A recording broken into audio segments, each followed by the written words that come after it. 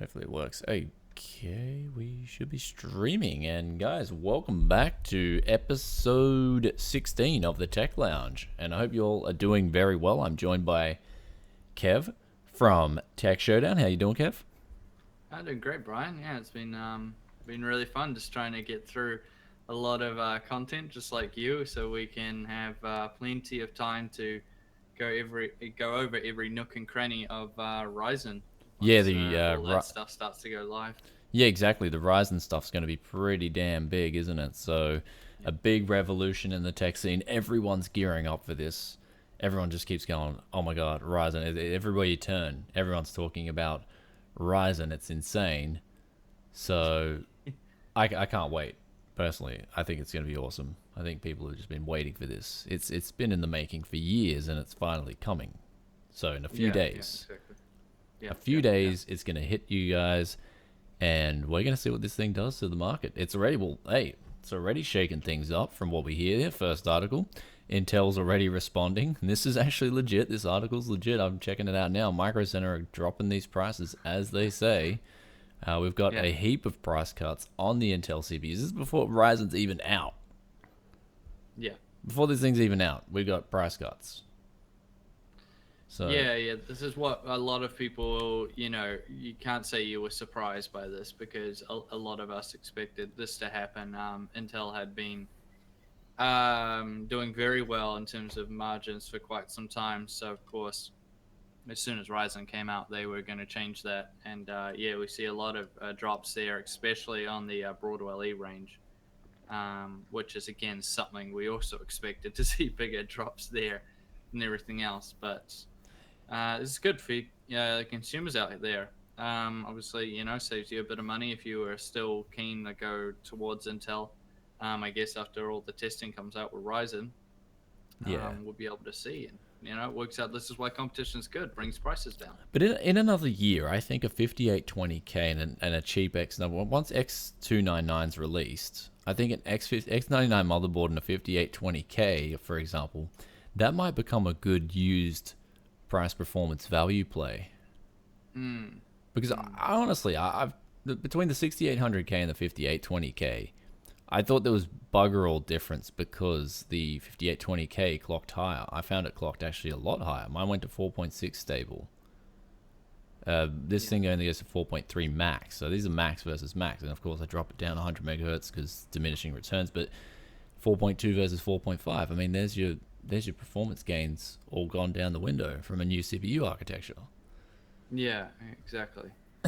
Yeah, So so disappointing. I mean, this was something I think it's really bad timing for Intel as well. I mean, KB Lake launched and didn't make much of a splash. There wasn't a huge amount of hype around it either, especially after all the issues with temperatures started coming out. So I think, yeah, AMD's in a very, very good position right now with the Ryzen launch. Intel's looking probably the weakest they've looked in a very long time in terms of their position in the market, the consumer CPU market, that is. Yeah, well, that's what I mean. They're worried. They're like, okay, guys, we've been sitting on our backsides for years, and they have. I mean, for years we've been getting trickled out crap, and Intel have the R&D to do a little bit better. I think I would assume Yeah. they would have the R&D to do a bit better than they've been doing, and that's what we've all been disappointed about. We've been getting these performance gains just trickled out. Not only that, we've been seeing things like cheap thermal paste on our CPUs. It's in ways it's like the consumer has been insulted that much that they're just fed up. Even these price cuts, are these even going to be enough to persuade Mm, people to go and not buy a Ryzen CPU and buy an Intel CPU? yeah, I would say, yeah, I mean, my prediction from the very start, so this isn't any new information or anything, guys, but the what I predicted from the very start was Ryzen, and I suspect once I start my own testing that I'll be proved correct, is that the multi-threaded performance will be absolutely excellent. So the people that'll be using it for productivity stuff, they're going to have an absolute blast. Well, we've already But I seen that though. always, We've already seen that. We've already seen that yeah, with yeah, from a lot Cinebench, of the leaks and especially stuff. with Yeah, Cinebench. I so mean, that's the one benchmark you just need to see and say, okay, this thing max cores, max threads, max overclock. It's performing like this. This is what it theoretically can do max. So, but yeah, yeah, yeah, yeah. So I think that's very good. But I always said that KB Lake would still have a place because of its extremely good single threaded performance. And I really do think that will be the case. and overclocks too. I mean, the thing goes, And mine goes to overclocks. 5.1 Yeah. gigahertz. I mean, that's huge. 5.1 gigahertz is huge. Yeah. I mean, the heat will always be a huge detractor from people going to KB Lake. But um, yeah, I really, really think that that will, after all the dust has settled, that will be how the marketplace will sort of end up, is that people will still be going towards the KB Lake CPUs for that very fast, very good single threaded performance, but people th- that will, like me and you, Brian, who wants a CPU that's going to be great for productivity stuff, but also great for, well, decent for good enough for gaming, will be going towards Ryzen now instead of Broadwell and Yep. Skylake and that. So I think that's where Intel should be most worried. Well, Um, there's still a lot of information to come out. Like, when are the 6 cores coming out? When are the 4 cores coming out? A lot of people are going to be waiting for those because $329 is still expensive, considering you're probably going to have to couple it with a nice solid X370 motherboard, right? You're not going to be able to just get this thing on a dirt cheap motherboard. It's 8 cores, 16 threads. It's going to need some solid VRM there. So yeah, so a lot of people are waiting for the 4 core and 6 core variants. But yeah, that's my argument as well. If the performance is good enough, it doesn't have to be 7700K at 5.1 gigahertz performance. If it's good enough and it smashes the old school 8350 out of the park, then that's all they really need. And especially if the productivity's there. I mean, we already know the productivity's there from AMD's. I mean, that Cinebench score is pretty much going to guarantee that this thing is going to kick ass in productivity. That's a yeah, guarantee.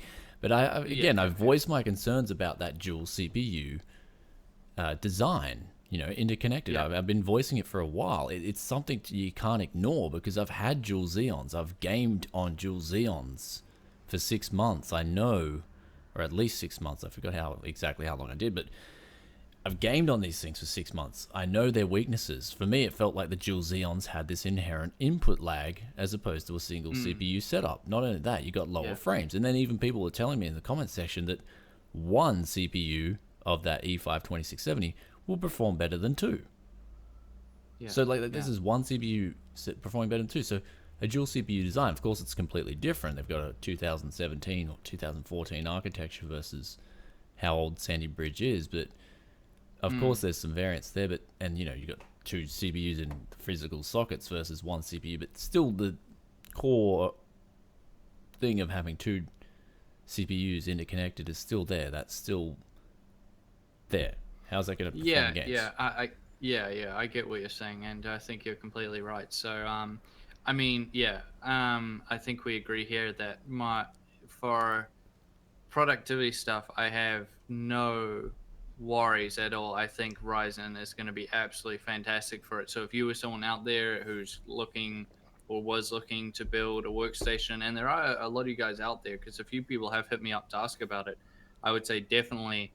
Um, just wait this next, well, we only have to wait another week, basically less than a week even, for all the Ryzen benchmarks to come out, then really take a look to be 100% sure, and then I would go towards those 8 core Ryzen CPUs, because that will be absolutely excellent for all your productivity stuff. I mean, I went from a 4770K, so a four core 8 thread CPU, which I was doing productivity stuff on as well, all my video rendering and that, and it does it. It'll get you by.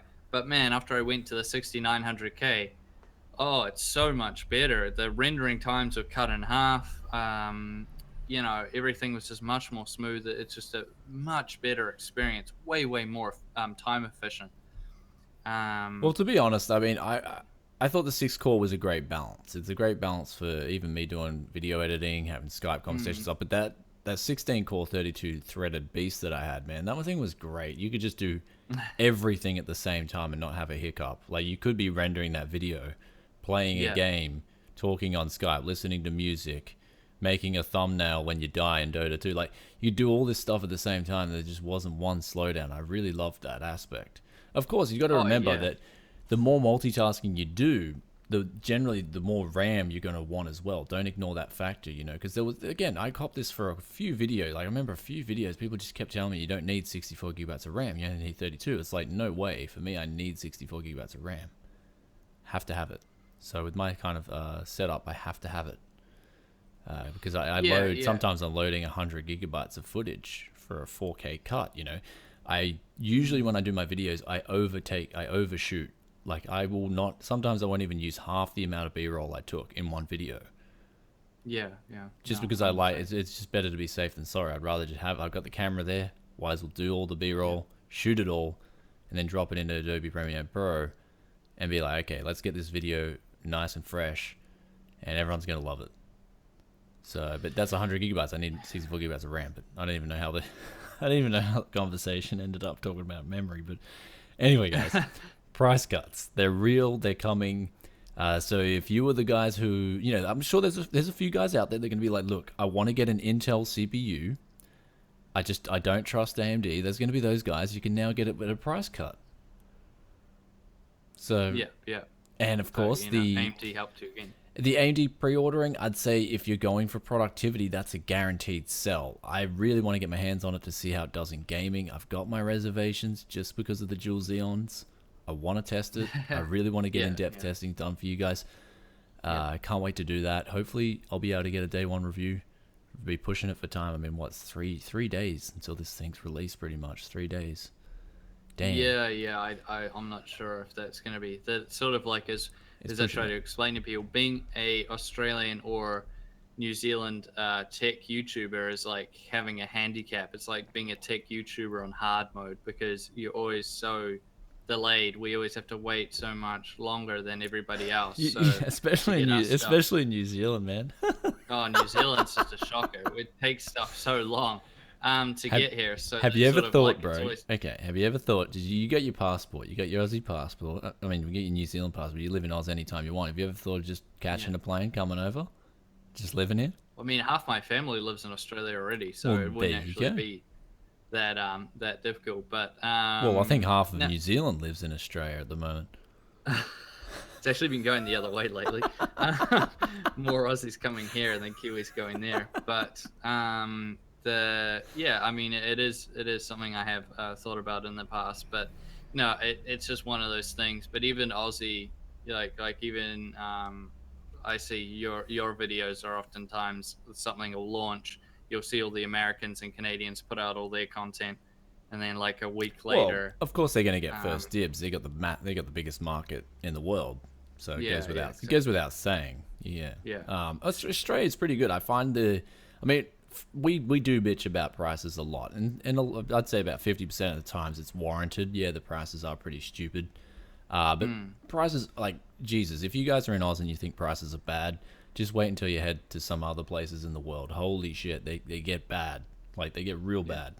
You know, I was on a holiday at Christmas. We stopped through New Caledonia. I've actually still got to make a video on that, but they didn't even have a computer shop open on a weekday. So I couldn't even, like, it was it was that bad. All they had was like a few like Game Stops. Not even it wasn't even called GameStop. It was like some rip off of that. And there's just some headphones, like Razer headphones, $100. And I was like, okay, this is living it up, boys. So yeah, yeah, exactly. I mean, the thing is with New Zealand is that it's not so much the retailer's fault. It's just the distributors in Australia want to take a cut as well before they send things on to New Zealand. So basically, the products come in from whichever country they're manufactured. They go to the Aussie distributors. They prioritize Australian retailers first, so they all get all the products first. Then whatever's left over, they send over to the New Zealand retailers. They also um, will take their cut, which means the prices go up even higher in New Zealand, and that's why New Zealand tech costs more than Aussie tech, even if you account for the different currencies and everything. What's your import threshold? See, in Australia we got $1,000, man. So you can order like anything you want from Amazon, and you get it for good prices. I just recently ordered a RX 470. It's going on Amazon for like $150 with that $20 rebate, and that $20 rebate is an international rebate. So, damn, like, do you order much from Amazon straight to New Zealand? No, no. Really? I usually buy.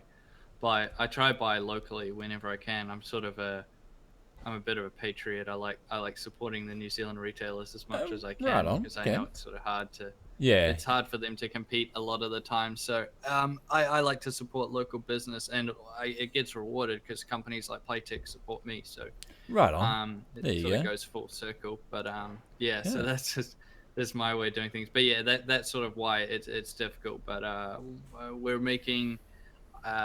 There's all I can tell you guys right now is that there's plenty of inquiries being made, and there's lots of talk behind the scenes. So I'll be bringing you Ryzen content as soon as I possibly can, as soon as possible, probably as fast as anybody else in New Zealand could possibly start doing it.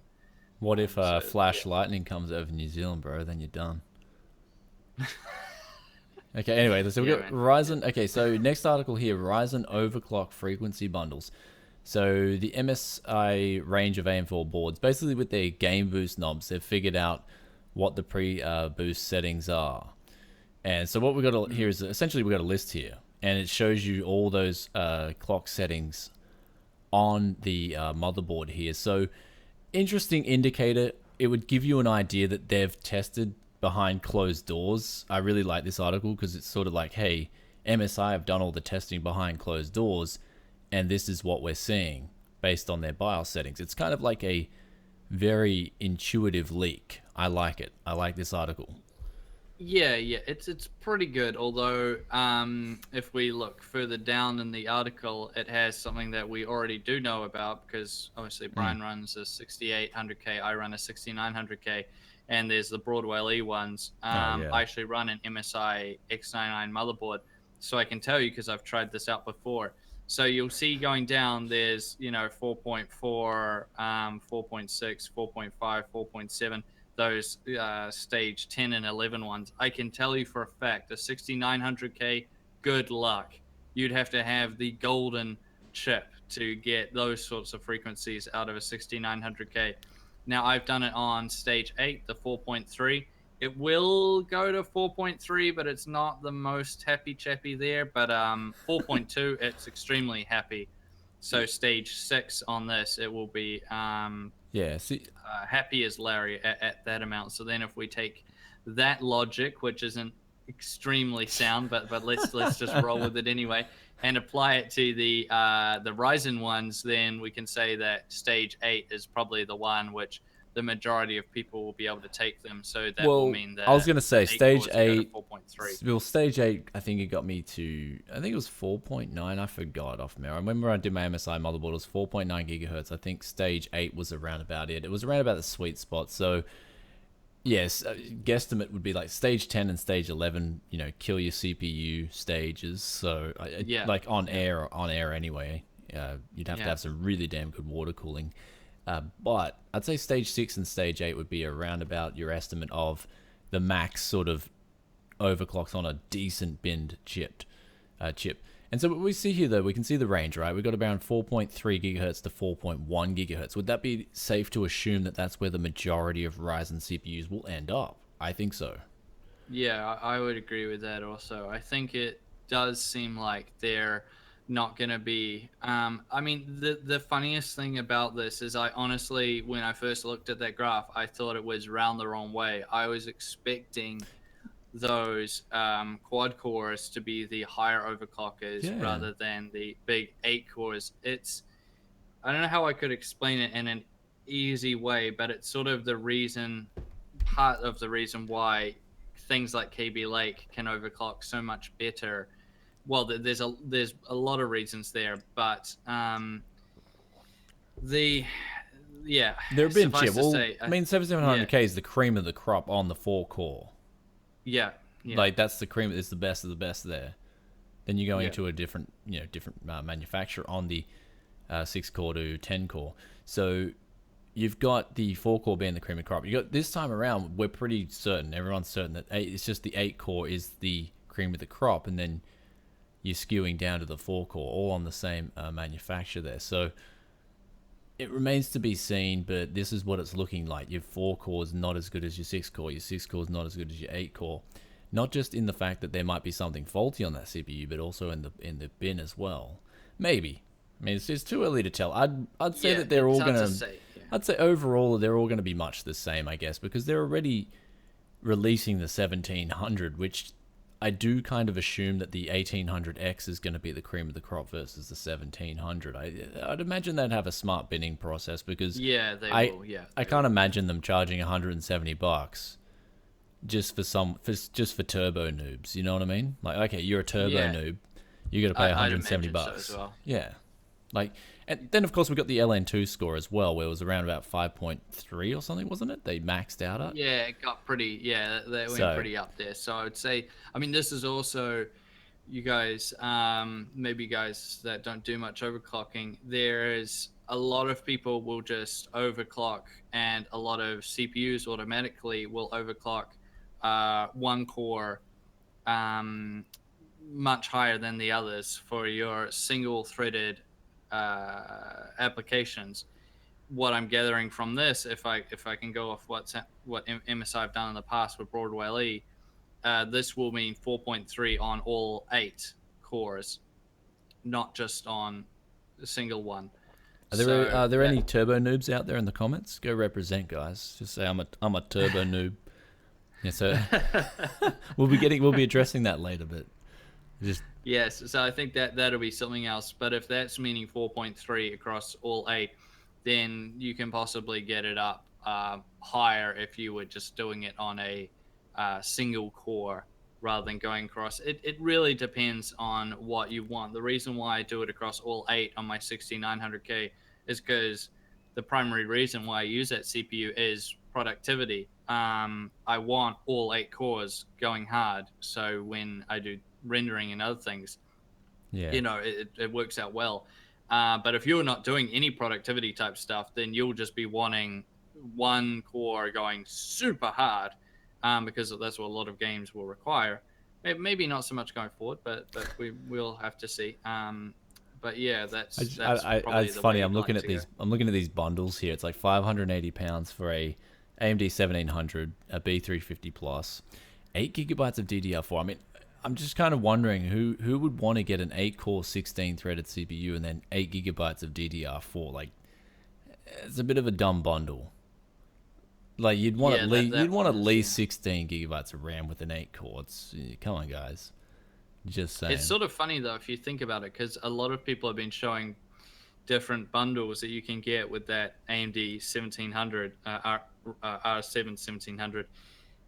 And showing that you can actually build an entire system for the same price as just buying the Intel 6900K CPU, because it's so ridiculous. Well, they've got another SKU down here for $300, the Pro 1700. So to be determined. That's interesting, eh? Yeah, so, I don't know what those Pro ones are to do with. I have actually asked around, and no one else seems to know either. So I have no idea. Maybe non-overclocking. Those ones are. Maybe, possibly. Who knows? But why would you? Why do they need that much of a spread?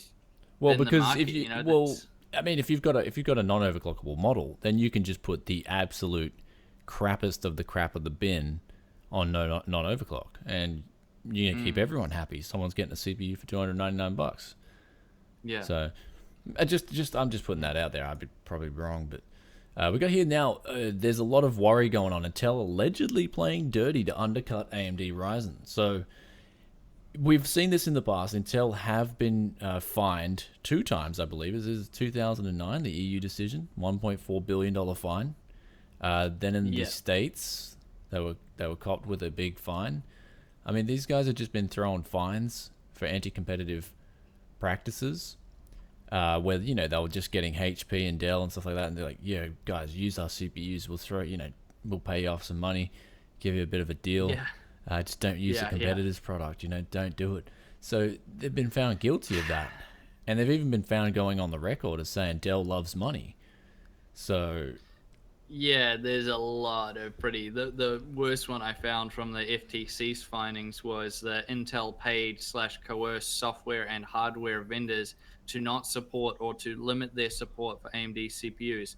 This includes having vendors label their wares as Intel compatible but not AMD compatible. It's little things like that. And it's like, come on, Intel, like just cut it out. You don't need to carry on like that. You've been at the top of the market for a long time now. You yeah, don't really need this. And I mean, it was a $1.25 billion settlement for unfair and deceptive conduct. yeah. So, I mean, was it really worth it? You do stupid To be honest, things like though, to this, be and it honest, costs you 1.25 billion. was it worth it though? That's the thing. That would be like if you're looking at this Oh, from a I pure doubt it. monetary standpoint, would it have been worth it? Because you've got to account for all the negative images, like the negative image that AMD suffered over the years. Could have this directly affected AMD's ability to make a better processor back in the day? And I'd say yes, there's so many augmented things that could have happened if they were selling True, more yeah. CPUs. Maybe 2.6 billion Intel can afford, they can absorb that. Oh, hell yeah. They, I mean, what, in 1 quarter, they probably spend more than that on R&D.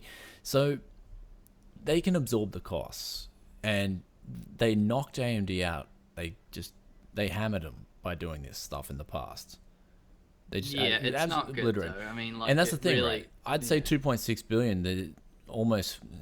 I'd say they might even be doing. They might have been doing better off. They might have been laugh at this. I don't know because they just completely destroyed AMD before. Like now Ryzen, we're going to see how Ryzen does, but before that they just completely destroyed them. And maybe 2.6 billion wasn't enough or whatever. So really, where does it go? So I'm just Yeah, wondering because there's it's so many difficult. things that we're not thinking of with the negative image that AMD suffered over the years. Oh, their CPUs, this and that, and their ability to not make a better CPU due to having to push these court battles and then get paid out in 2009 or in 2010 or whatever. So you can see that those crucial years was like the downfall, and it was just like it was a snowball in like the other way. Like one company's going this way, the other company's going that way. So is that worth 2.6 billion? I don't know. I mean, I don't know. I mean, the thing is that if something like this happened again, I think the negative publicity alone would really, really hurt them if they try to do something like this with well, now Ryzen. that we're all wired in, see, now that social media and the internet, like everyone's wired in now. So Yeah. I really don't think they can pull this off again. Back then they could, 2005, 2006. It was kind of like, I don't know, tech, like the enthusiast tech scene was still underground, very underground. Mm, mm. So nowadays, Yes. though, it's a completely different story. Everyone's wired in, everyone's making videos, everyone's the tech. People are wired in, man. Everyone's got a tablet. If they don't have a PC, they got a tablet. They can check news. Yeah. So, and I don't know. It'd be interesting to see is Intel. Do they own shares of news companies? I don't know. But if they Yeah. don't, Yeah. if they don't own shares in news companies, the news companies aren't going to care. They're just going to report straight away to get views. It's how the world works. Exactly. Yeah. Yeah, Yeah. Well, I mean, the thing with, business is a deadly environment, or it can be anyway. Well, I So think that's the difference now as well, is that in the olden days, people could do that, but nowadays with all the amount of, all these independent sites like the ones we go on and stuff. I mean, big companies can't cover their tracks absolutely everywhere. So there's going to be people reporting on it. Yeah, they might be able to do something dodgy with the mainstream media, but people will still find out about it, and people in the industry will certainly hear about it as well.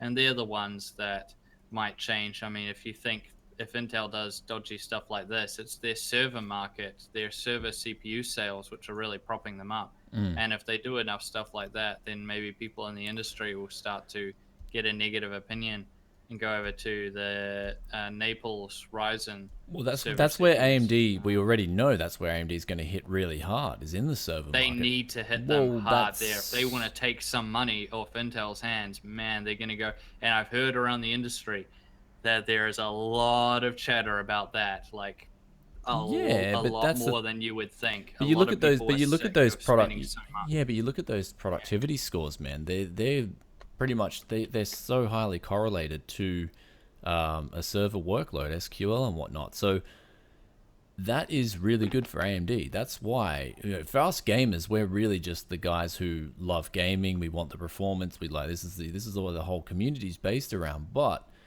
all the money is in the server industry. Yeah, And yeah, and I'd say those results are highly correlated with workstation productivity benchmarks. So when those benchmarks are good, generally your server benchmarks will be pretty much hand in hand. So you can expect Ryzen to hit really hard in the server industry, really damn hard. And I think that's what's yeah.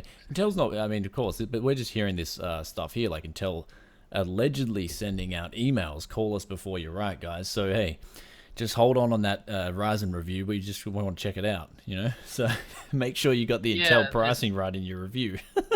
yeah, they definitely seem quite scared, and they really should be. I mean, I've been hearing things that Intel are really prioritizing going to 7 nanometer for their server CPUs to quickly counter. I don't know how quickly, but to counter the Ryzen Naples. Um, that it's not called. It's just called Naples. I'm sorry, I haven't read about it for a little while. It's okay, man. It's fine. I can't remember I can't remember the actual full name. I just know Naples is there, but that's going to be. It's a 16 core and a 32, I believe, Yeah. off the top of my head. Which that's getting pretty serious. Well, I think they're going for a really big core count too, even higher than Intel's. I just remember reading that off the top of my head. But again, the server industry, as much as I, like it's where all the money's at. It's not my passion, right? I'd say Wendell would definitely be able to give you a lot more insight into the server industry. That's his Yeah, thing, we'll man. have to He get knows him. some. We'll have to get him back on Yeah. at some point and just talk to him a lot about that stuff. After all this Ryzen stuff has Oh. calmed down a bit, we can talk to him all about that. Oh, because yeah, he'll have some very different tests, I'm sure, in his review that sort of no Yeah. other reviewer will touch on. Like he'll just be like, "Look, do it for this, this, this, this, and this," and you just be sitting back and be like, "Oh, Wendell, give me more." That's. Yeah.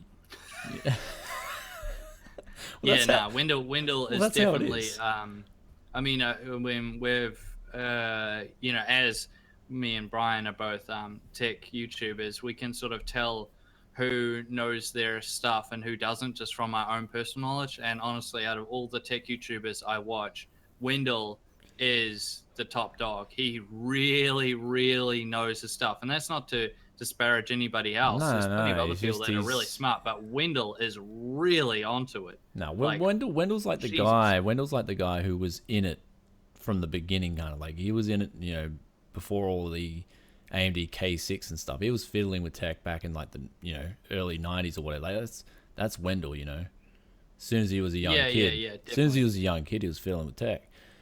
Yeah, I mean, there's other smart, really smart people.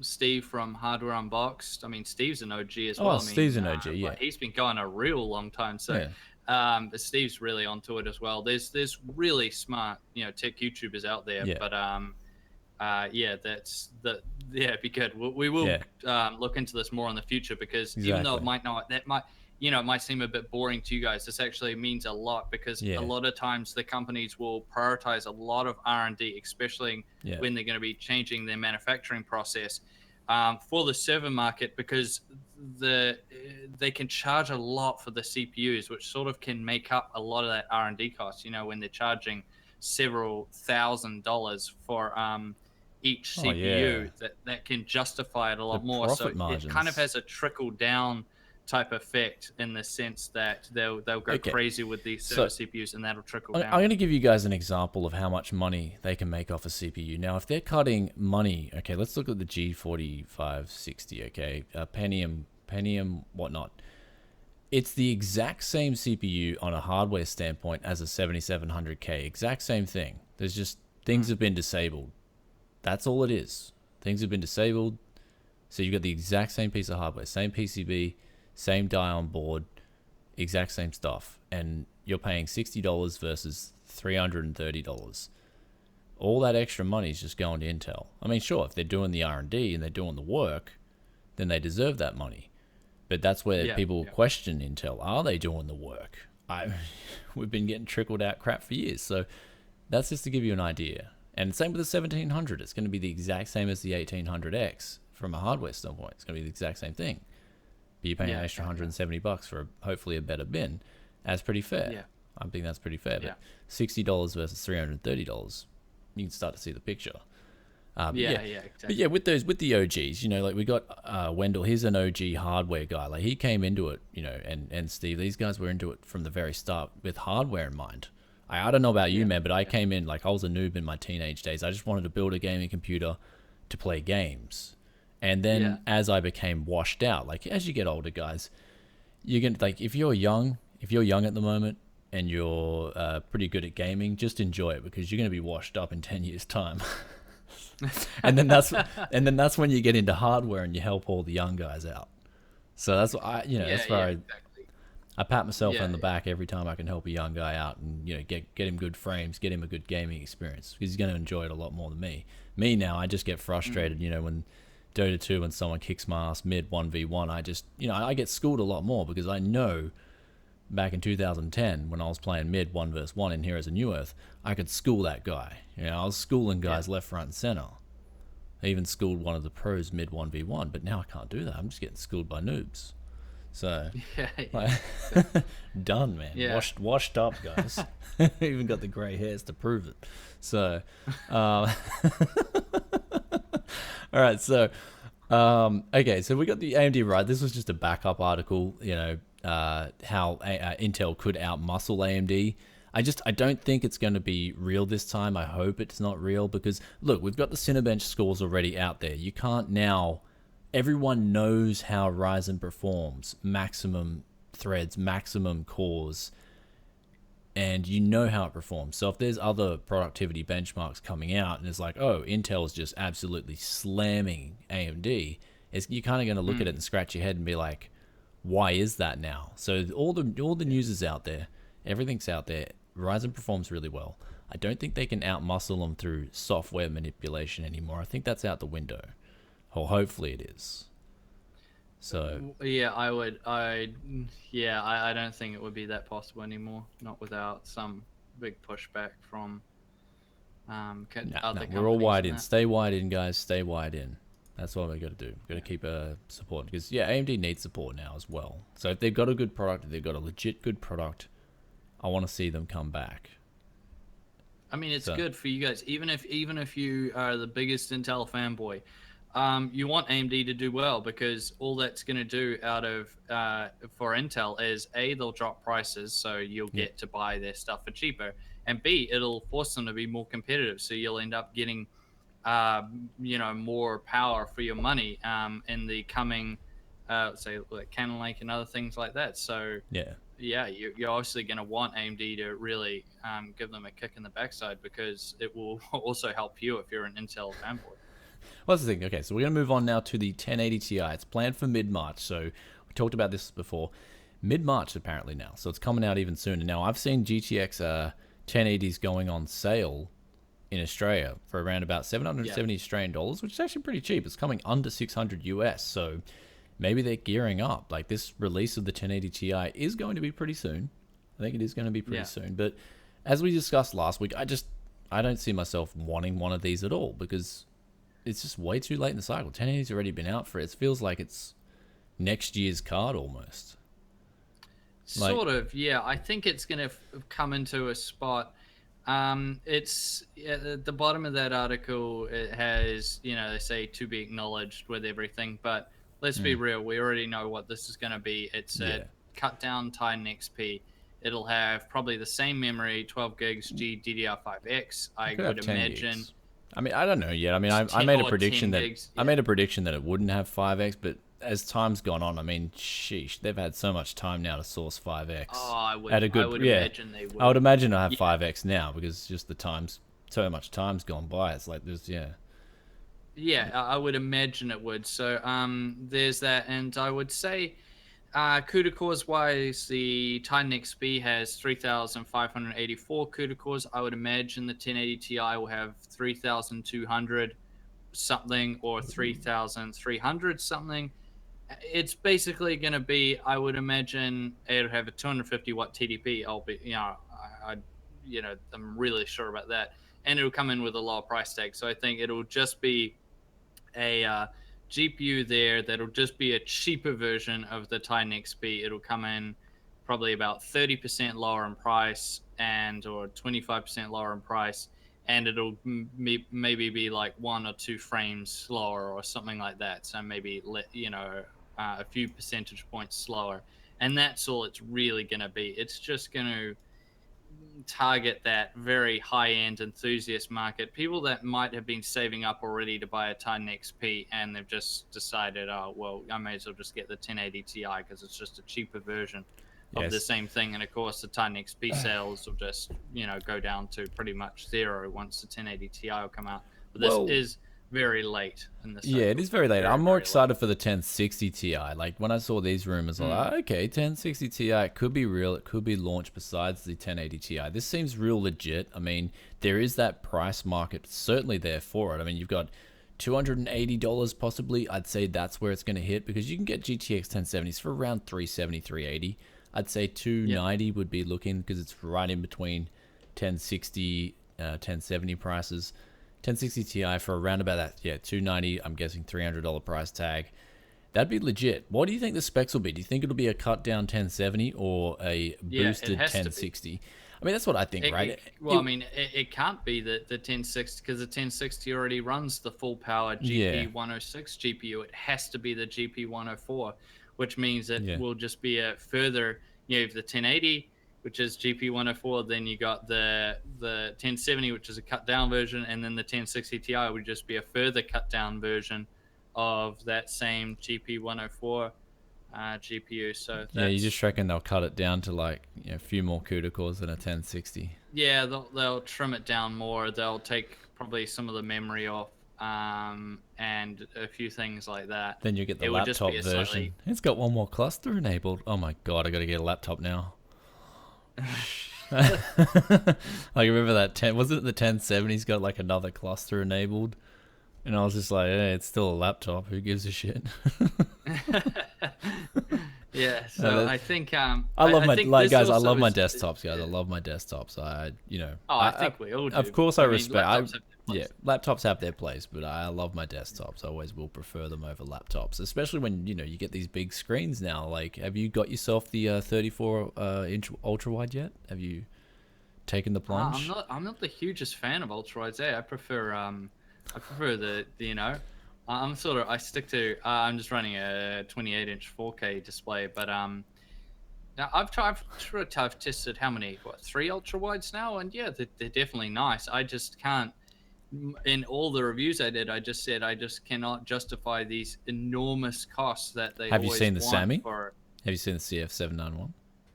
No, you haven't seen it. Well, okay. Here's a true story. My friend, his mum went out and bought one. What? Yeah, that's it. Like mum, like freaking 34 inch ultra wide, bro. She's got all the specs now. She's rocking it. Oh man, Microsoft Edge is gonna look so good in that. That's it, brother. That's it. So. I mean, this monitor is no joke. People come around my place and they see it. They're like, holy shit, I want one of these. So I'm like, have a seat, man. Go take the whole thing for a tour, grand tour, do it. Yeah. It makes me look, it's sad because it makes me look like a corny Samsung salesman. But no, this monitor is legit. I love it. Absolutely love it. I haven't had a monitor this good. It's like a revolution for me in ways. It's almost like a Ryzen for monitors for me. So it's because of those QD LEDs, brothers. Photoluminescent stuff. That's what. No shit. So anyway. Yeah. So 1060 Ti reportedly rumored to come out alongside the 1080 Ti. That's what we've got. Well, we will know more in 2 days' time. There's going to be. It's quite funny. They're having them on the exact same day. AMD and NVIDIA are having press releases on big events on the same day, and NVIDIA will be talking about the 1080 Ti. And probably the 1060 Ti, and AMD will be talking about Vega 10 and Vega 11, which is actually the more interesting one because we have less idea on what the Vega GPUs will be, then these we have a pretty good idea if the 1080 Ti is just going to be a Titan cut down Titan XP, Yeah. and the 1060 Ti is just going to be a further cut down GP 104 GPU. We all have a pretty good idea in mind about where the performance is going to be at, whereas a Vega we don't have much idea at all where the performance is going to be. Can you see how smart NVIDIA are as a business? Like, damn, they're smart. Yeah, they know these CPUs are going to be huge. What better way than to release a graphics card right on launch day of CPUs? Like, that could be as early as March 2nd. I mean, damn. Yeah, like if tech has just gone crazy. All the companies are going crazy right now. It's just like, it's just something about this industry is that it'll just be like dead silent for months, and it's just crickets. And then all of a sudden, they all just explode out and just release, or there's all this information, all this hype, and then it goes quiet. I mean, I'm sure it's going to be after March. Well, that's why you've got to keep up the used price, bro. You got to go into the used price performance stuff because it's always cracking. There's always a new CPU coming up, a new deal. At the moment, it's looking like it's the X3470.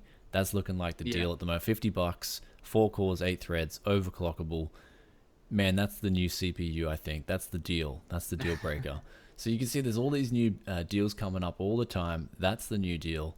I love used price performance for that reason. Of course, the new stuff's really good. Ryzen's going to be huge, but look at it. Look at NVIDIA, eh? That we know in the past, right? They've had some real serious rivalry going with AMD, but as a business point, they're just playing it smart. They're like, okay, our competitors are going to release a CPU lineup. It's going to be huge.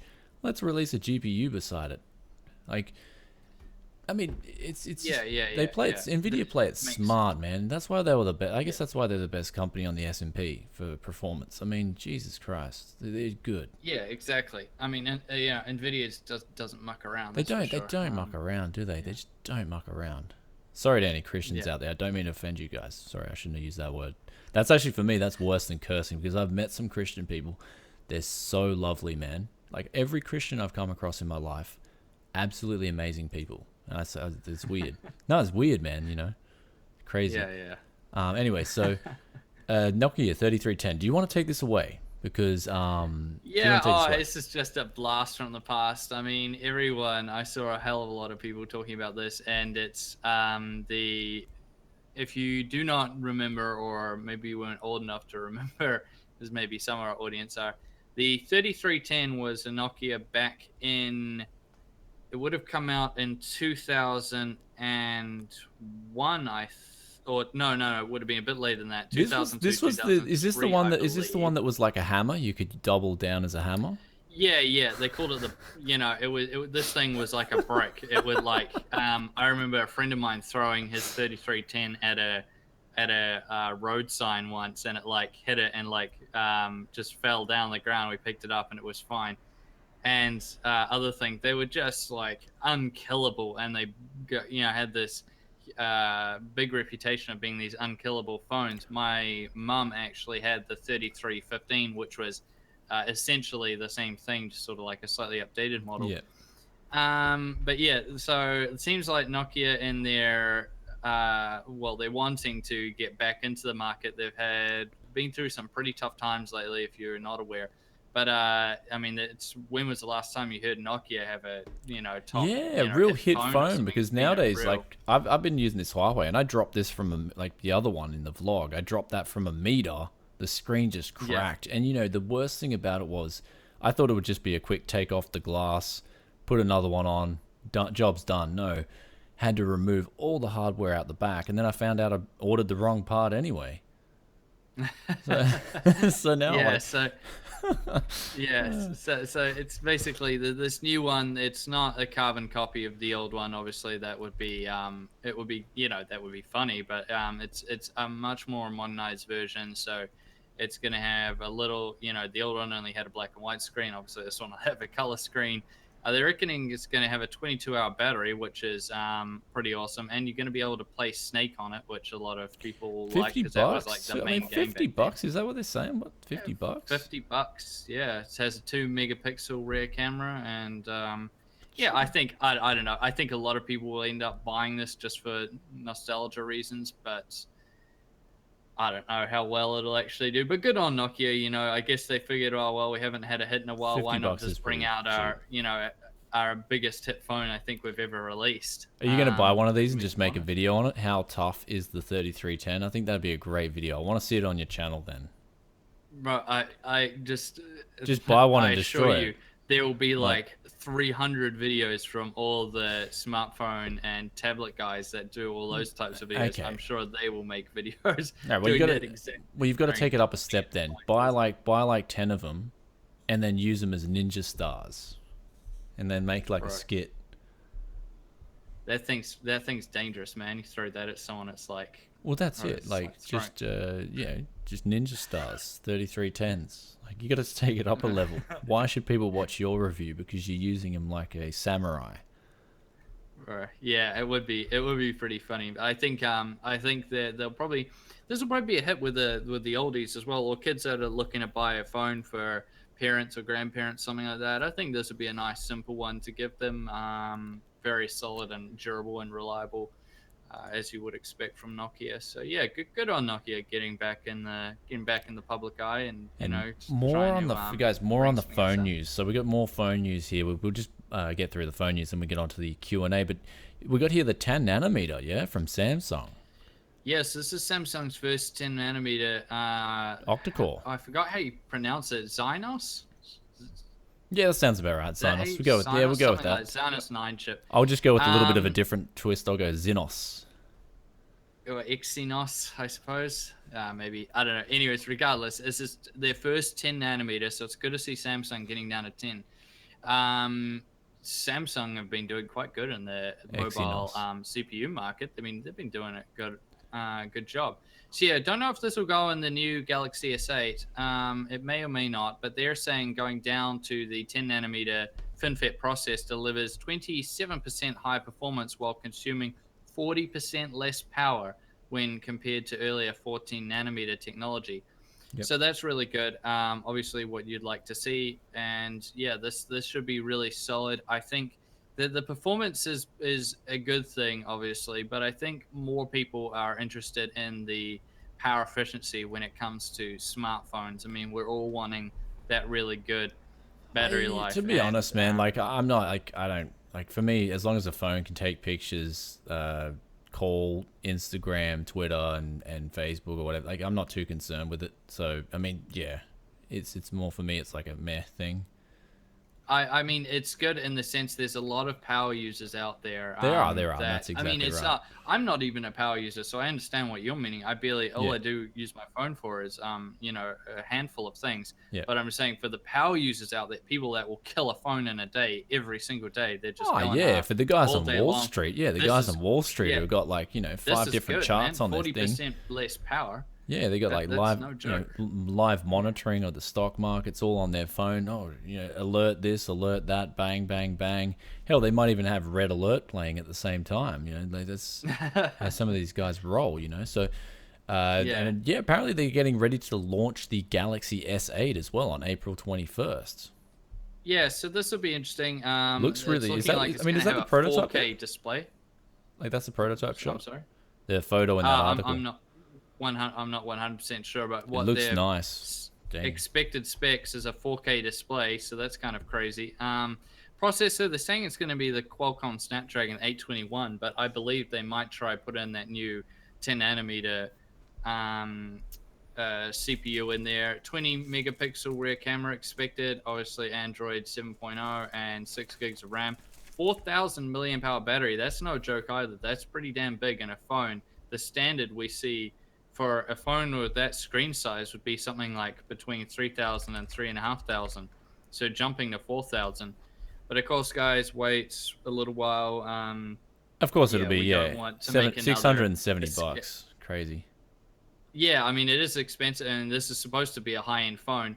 But yeah, you maybe leave it for a month after it's come out, just see if anyone's having battery problems. You don't want to get one of these and have another sort of explosion type issue. Yeah, I wait. know that was with the Note lineup, but you don't want to take the risk. I think a lot of people will be waiting, to see the results here. But that's. I expect that to be a very high-end phone, though. Yeah. Yeah, but we're going to move over to Q&A, and we've got a lot of questions in this week. So if you guys have questions, head over to the forums, techcity.tv/forums.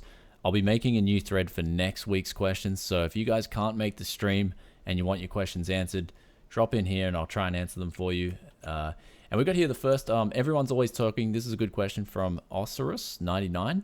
Everyone's always talking about overclocking in the max speeds. However, like a car, if you redline the thing too much, will it have a detrimental effect to the health of the said engine or the said CPU?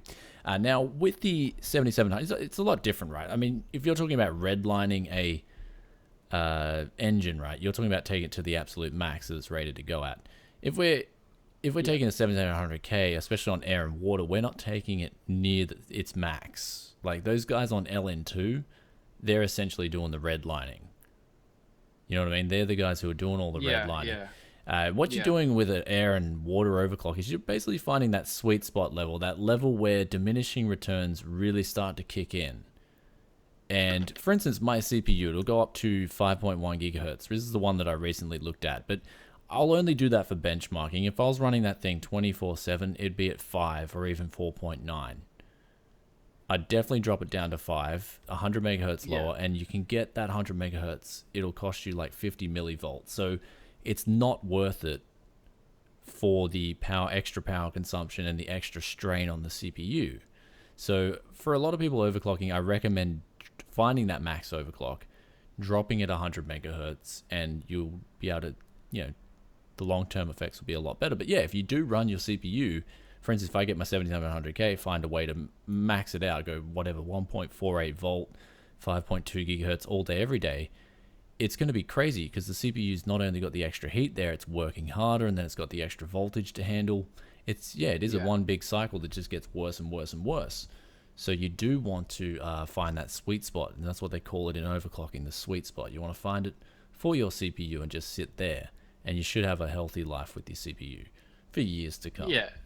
I think if you're really taking it to the max, you will see. But I mean, CPUs last a long time for the most part, so you will. I don't think there's any denying that it may not last as long, but I mean, it depends how long you're actually going to own it. You're going to keep the CPU for like 5 years, or are you going to keep it for 2 years and then get rid of it? I mean, it's really, it's not going to make that much difference if you overclock it really hard and then you sell it in 1 year's time. I mean, I would be very surprised if it broke within that 1 year time. Hey guys, I'm Kev from Tick Showdown. I'm gonna answer the Q&A like this, man. What's happening? Okay, let's get let's get on to the next question. You're just jelly, man, because you can't pull off the beard as well as a Kiwi. Aussies, they just can't grow the beards properly. It just comes out. Hey guys. All right, guys, we're going to answer the next question here. Zach's Tech Turf, he says he's a huge fan of the channel. He's binge watched 30 videos. Thanks, man.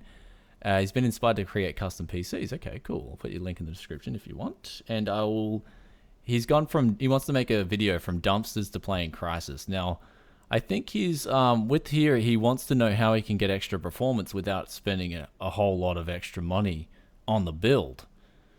So basically the specs are he's got an X2 4800 dual core. That would be where you would want to switch things up a little. If you could run an extra 4 gigabytes of RAM if it's possible, but you definitely want to put in a better CPU there to get those higher frames, because the GTX 1050 Ti, it's a very capable card, especially compared to the Athlon 64 X2. So that'd be my tip to get some more out of that. Of course, the better the CPU, generally, the more expensive it is. So you'd have to look around for a deal. But yeah, I'd agree with that 100%. That's definitely the probably place where you'll see the biggest gains, given what the information you've given us. That seems to be the weakest link. Is sort of too harsh of a term, but you know what I mean. That would be the area that's lacking the most, is the CPU. So definitely switch that out if you can to something even just a little bit more expensive, and you should see quite a decent gain. All right, so got here. Joey says the next question. He's turned most of his 3D settings in the NVIDIA control panel, such as anti-aliasing and anisotropic filtering, off or down, I imagine, to get a better frame rate with his 1060 in CS:GO. Now, he's losing frames after he's done this. So one thing with a 1060 should be absolute CS:GO, man. You can get up to like 500 frames per second at 1080p with a 1060. It's the 1060 is not the problem. It would be, and messing with settings in the NVIDIA control panel for the game like CS, you should be changing the settings in CS:GO itself. So you might be having conflicts there.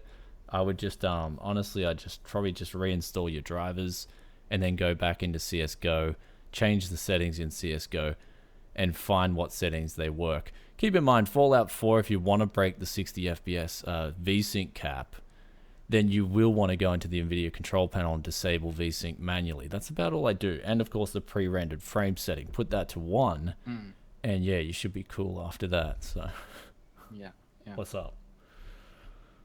No, that I would agree with that. I just, it's quite yeah.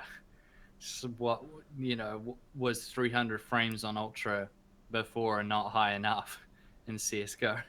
Yeah. It's like, yeah, okay. You like this, don't you, man? You like this beard, don't you? You like it. Yeah.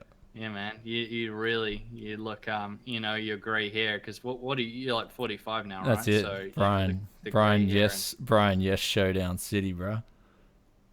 Yeah, pushing, you know, mid-40s, man. You know, can't grow a beard yet. You know, it's all right. I'm not going to judge you. It's all right, Brian. It's all good, man. We all have a, you know, you know. Do you want me to go into the kitchen and get you a salt shaker?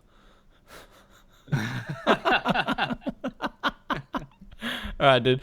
So, so we got asked about, what do you think buying Windows 10 from the websites, Kinguin? Yeah. I bought a key from there before. Been legit, so it depends.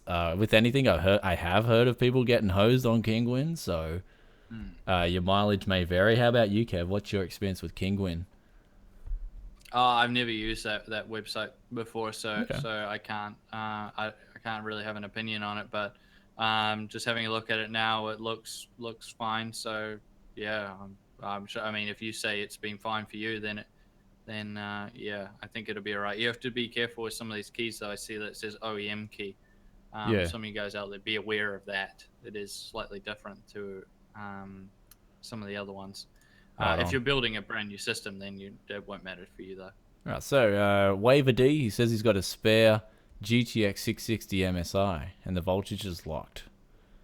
So it's not up for much in terms of overclocking. So here's where he struggles. Is it better to pair it up with hardware from circa 2012, or can he push the boat out a bit and try it with something newer? I guess it's a general question of pairing up hardware old versus new. I mean, GTX 660, you can, of course, pair it up with hardware from 2009. Like, even a GTX 660, that'll be fine with something like this. X5460. That's an old LG A775 CPU. Generally, the GPUs are lagging behind the CPUs, especially since we haven't been getting many CPU updates. So, yeah. Generally, like, you could even pair. I'm gonna try it. Like, I'll get the 1080 and I'll pair it with the X5660 overclocked, and then I'll compare it versus 7700K. I really want to see that test, just to see how far CPUs haven't come in the last few years. So yeah, so I'd say definitely pair it up with old hardware, especially a 660. So I mean, there's no worries there. Are there any Haswell Xeons that we should look into the far future? Yeah, apparently the Haswell Xeons can be maxed on the turbo, on the dual core multiplier. So you can get an X99 board for cheap. You put a custom BIOS on it, and you should be able to get your 12 core and 14 core Xeons to ridiculously good speeds. So yeah, and then Tech One, he stole the limelight. Thanks, man. And then we got Coalition Gaming. Any chance you'll be fooling around with any eGPU setups, do it yourself or otherwise? So how about you, Kev? You know there's external GPU setups. I don't want to bother. Like, for me, it's kind of like a bit bothersome. Again, that whole laptop, they're generally for laptops. So I'd rather just go with a whole desktop setup. Yeah, I tested that in the past with the Oh, what laptop? One of the MSI ones I tested before, and that had the GPU dock, so you could plug the laptop into it. It actually worked really nicely. So I was actually quite surprised by it. Yeah, I mean, obviously it wouldn't really be for me, but I can understand their appeal for sure, especially in the laptop market. Although it sort of does sort of makes you big the question these days with how good the laptop GPUs themselves are. You know, the 1070 based laptops are very good in terms of performance. Makes you wonder sort of what's the point. Um, yeah, I don't really see it becoming a big thing personally, I think there's the but hassle as yeah, well, right? You it's dock your just a hassle. laptop, Yeah. you dock your laptop, and then you got this big box on your desk, and you got to I plug it mean, all wouldn't you up. just You rather, yeah, just a powerful laptop so wherever you go, wherever you're using it, has the 1070 already in it, nice and powerful, and you can go and you know, play all your games no matter no, where you are. You don't have to have the dock with you. well, the thing is, you've got your USB. It runs via USB 3 and 3.1, yeah. They usually run, yeah, 3.1, or it depends. They all seem to try different things. They usually go into the laptop. Yeah. The laptop ones will dock with sometimes sort of it. I can't remember back to the MSI one. I believe it was like a PCI type adapter in the back of it. Well, the thing is, right? The So thing is, if I'm yeah. having problems getting, 1080p gameplay footage out of my capture card over USB 3, what do you think's going to happen Mm. with a whole GPU? For me, like the problems are just they far outweigh the actual worth of just getting a Yeah, decent GPU in your laptop from the get go. Anyway, so yeah. I think a lot of the ones people use with non-laptops use Thunderbolt, which makes probably the most sense to use Thunderbolt these days. But yeah, I reiterate, I don't think it's going to be something that catches on. Maybe I'll be wrong, but I don't really see it happening. yeah. I don't Um, see them getting onto it. So Iceberg's actually asked a really good question. He's like, as a young YouTube creator, he's all about the budget hardware. He loves, fixing the broken stuff, getting the used stuff in. And he asked them a really good question. He usually finds that he's getting all these PC build videos with all the broken parts and whatnot and used parts fixed together. They get a lot more views than the normal videos. And he asked, why don't me as well? Why don't I just keep building used PCs? Why are my videos on cases or keyboards and stuff like that? Why don't I just go all out and just every video is a budget build? And the thing is, man, last year I was actually doing that kind of like all my videos every week was just like a budget build, and people were getting sick of it. So I just like to give my audience variety, especially now. Yeah. Like I want to do like a monthly vlog. We're doing the Tech Lounge every week, and of course, the builds are going to get the most views. But you've always got your core audience there who just love what you do and they support you and they just want to see everything. You don't want to keep just giving them, okay, here's a PC, let's build it. You want to give them a bit of variety. That's just how I think of it. So, yeah, you're giving them variety and that's the best way to do it, right? And of course, the companies are sending in products and whatnot, their review samples. I get to keep the review sample. It's helping me out. Yeah. And so, it helps everyone, I guess, to give a bit of variety, review a different, product, and then do a budget build, mix it up a little bit. It's you can speak for this, Kev. Like, you're doing the Well, same style all yeah. the time. You want to change it up a bit. Well, that's what I did at the start. That's how I got the name for the channel. Tech Showdown is all I was doing was basically GPU showdowns, and people do get tired of it. They like to see a variety of content. You should always, basically, every channel will have that one thing that their audience does really like. I think on my channel it is the GPU videos, and with Brian's channel it is these used part builds. That's sort of like the cornerstone of your channel, sort of the That's where a lot of your main growth one came you'll from. go Yeah. back to every so often. Yeah. But you have to have the variety in between as well, because if that's all you're doing, the audience does get tired of it, and I think it kind of makes it less special as well. So it's good to do the other things and build those up as well. And sort of that's why I started doing all the peripherals and stuff as well, and started doing the laptops, and then a lot of people really liked my laptop reviews, so that's why I've kept on doing them quite often as well. So that was something, but yeah, you have to have a balance, and it's fun. As I mean, it's for us as the creators too. If we're doing the same type of thing over and over, it is still fun. I love testing GPUs, but you like to test out other things as well. It's nice to test out a new laptop or a new pair of headphones or a new gaming keyboard or something in between doing all that other stuff at the same time. It just, spices it up a little bit. Yeah, well, that's what I mean. So, yeah, we got another question here. Dirt Boy asks, question for Kev. If you and Brian were to play Scrapyard Wars, what type of PC would you build and what can you find in New Zealand for cheap? I think, you go. It's a question for you, so you go first. Oh, okay, yeah. Well, New Zealand's just everything's expensive, so and I don't really keep an eye on the used PC part market. I dabble every so often, but yeah, I would say in New Zealand, GPU wise for sure, 290s and 290Xs, you can get them for very cheap now on sites like Trade Me, and 280Xs, which is the same as it's a 7970 gigahertz edition. So if you could find that, more power to you. They also go for quite cheap. So you can pick up, I'm seeing 290Xs. You can get them for like $250 New Zealand, and 280s, you could probably pick one up for like 150 or something if you're lucky. So there's that. If I was going to do it, it would be based around one of those three GPUs, either 280X or 290 or 290X, and then I would just find some CPU, maybe go back to Sandy Bridge and try find a nice 2500K or something I can pick up for cheap, or a 2600K, and go crazy with that. But I think it would be, people ask questions like that, but if me and Brian were to ever do an actual Scrapyard Wars, it would have, what we would pick would be what would be available. You can say, well, in my dream world, I'd pick this CPU, that GPU, but if we're going to do it and we only give ourselves a few days to actually get all the parts and build the system, if there's none of those things on the market, then we're not going to be able to do them, are we? Well, so